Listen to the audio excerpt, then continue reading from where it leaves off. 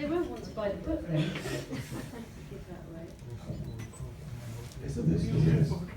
Oh yeah, here we go. We on it. Okay. Will, that's ex-boyfriend Will.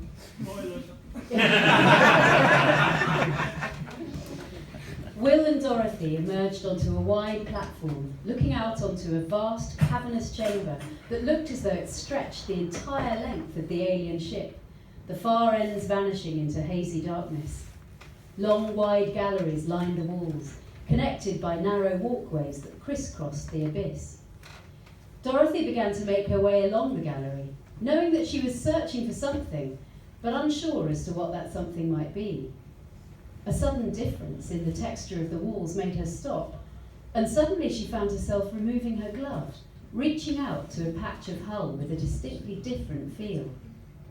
As her fingers made contact, there was the same wet sucking sound that she had heard when Will had entered the ship. Sorry, that sounds terrible.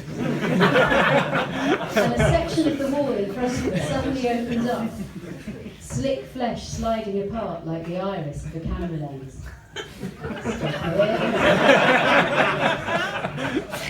As she stepped through into the space beyond, oh no, I found a typo. Oh, that's annoying. Stop filming. 3 startled faces turned to look at her. 2 of them, a man and a woman, appeared to be in their late teens, while the third was an older, grey-haired man in a smart leather jacket. But it was what stood beside them that took Dorothy's full attention and almost took her breath away. It was a battered blue police box. Hooray!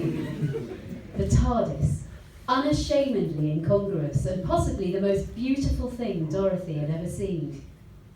The seconds passed, and as the breath returned to her body, she turned to the boy.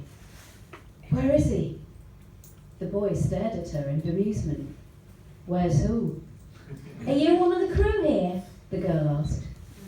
Impatient now, Dorothy took a step towards the TARDIS, bellowing through the doors. "Oi, Professor, come on out!"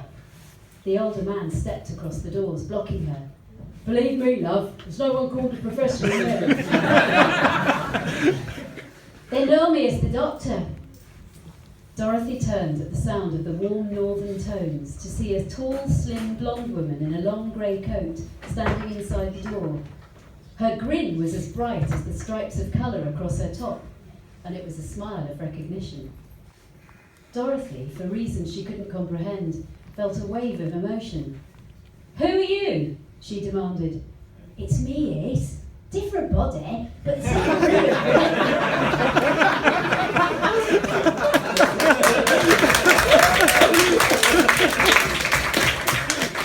but same brilliant brain and much better hair. You're the Professor?" Dorothy could barely bring herself to believe it. "No way! Come on! Regeneration, you remember? When a Time Lord's body gets old or damaged, yada yada yada."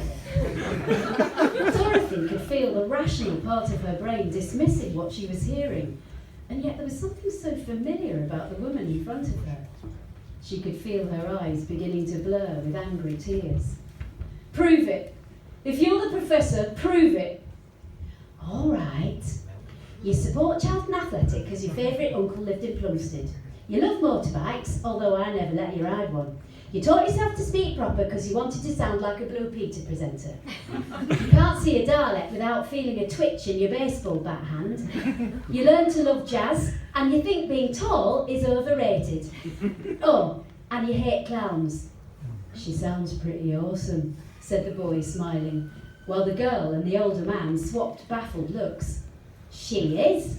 The Doctor's grin grew wider. "It's good to see you again, Ace." Dorothy felt the warm rush of surrender. "Blimey, Professor, it really is you."